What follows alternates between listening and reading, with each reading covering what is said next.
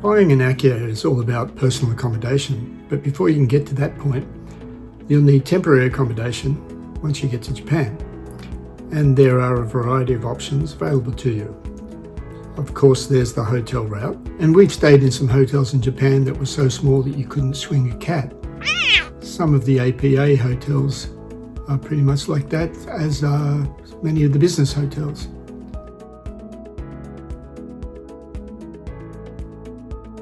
And of course, you can always upgrade the room, but it'll just cost you a bit more.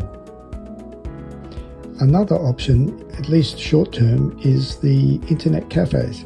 You can stay in them for as little as $35 a night, and you have access to books, food, showers, and internet.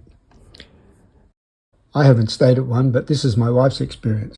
Tell me, Miss Ao-chan, why did you need to use an internet cafe? I visited summer in Kobe, and I realized that I missed the last Shinkansen and couldn't go back to Tokyo. So I tried to find a hotel, but that is nearly midnight, so none of hotel was available. So I actually went to hotel and asked hotel manager how I can find a hotel. And then he recommended me, how about go to internet cafe? And I've never tried. And I thought, uh, is it okay? Was it safe? And he said, yeah, it's quite safe. So try to internet cafe that is around the corner, like near the Shinkansen station. So I decided to take a chance. And that was my only one experience to stay overnight internet cafe. And what was your experience of it? What did you think? That is amazing. I really enjoyed it. I probably booked from maybe 6 or 8 hours and it cost only 20 Australian dollar. The place I booked it, there's just chair or massaging chair or a massage table. I chose massaging chair. And then, of course, internet cafe. There's a internet computer. You can use computer all day, but also you can use massaging chair, full body, 24 hours, whatever you booked. And then there's a bathroom for female and male. And for female, there's a kind of skin, like cleansing, toner, moisturizer, shampoo, conditioner, everything there. And towel or blanket, you can use as much as you need. And it's all fresh, clean. So very nice. And every probably second hours, the guy come to check each room to maybe secure. Yeah, I had a great experience. What about the food?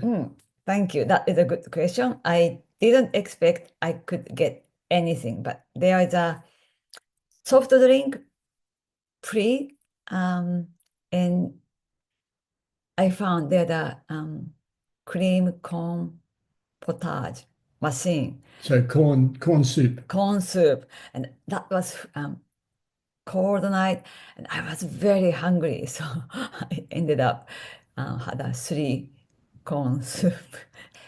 Yum, very nice. And normally, internet cafe next there's a convenience store, so you can buy maybe something, a snack, and then bring it, or in the also place in the internet cafe there's a normally maybe cup noodle or fast food, I don't remember, but at least cup noodle you have to pay, but only maybe $1 or $1.50, and hot water is there, and microwave oven there.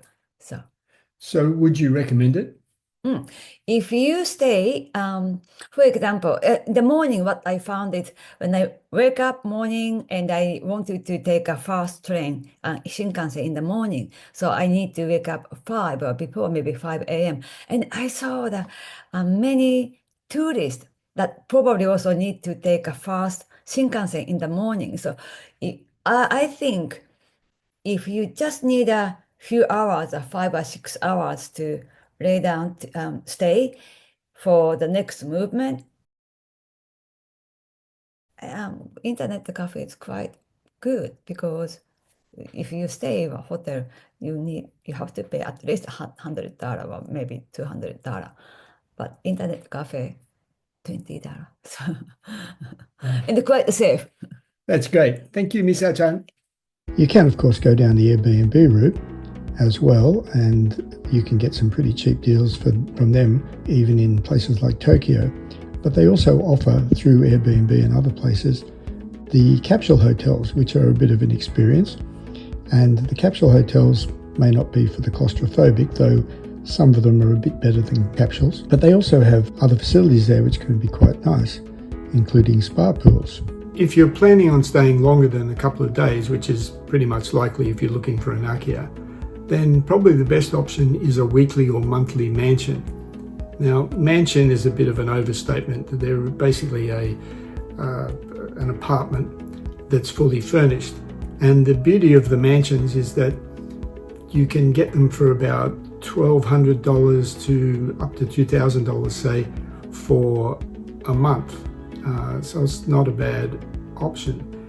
We got a mansion in Zengyo for around about $1,200 a month, and we quite enjoyed it.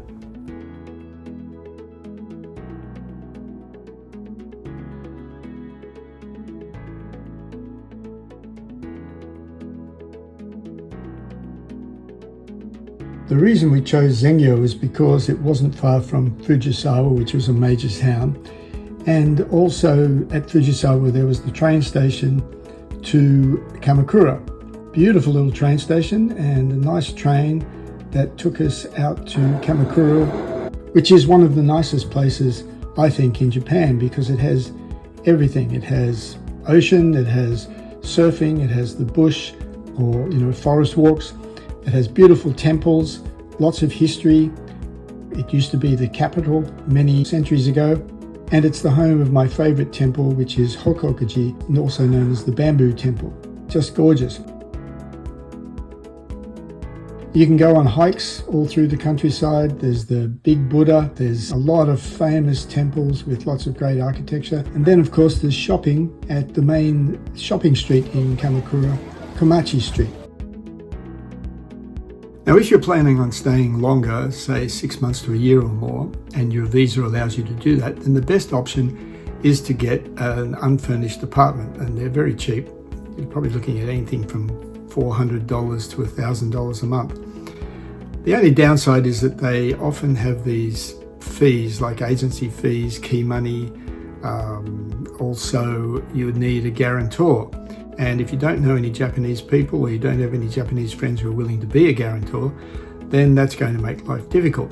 But luckily, now with the influx of more foreign people into Japan, there are agencies that don't require key money or agency fees or a guarantor. So there are options for that. The only other aspect is that you have to go and furnish these places, but there are now second-hand shops in Japan that you can get all the gear you need. Not that many, but they're increasing in number. This was a great apartment that we found in Okinawa, and it was only about $700 a month. And it was also much bigger than most apartments in Japan. They're usually only around about, say, 25, 29 square meters, whereas this one was about 51 from memory. And you're looking at probably another $100 for utilities. So it was a pretty good deal. For $800 a month, you had this really nice apartment with a view. Well, something of a view anyway. But to get into it, because of all these added costs, it was $2,300 before we moved in. Still, once you are settled here, there is so much to see and do.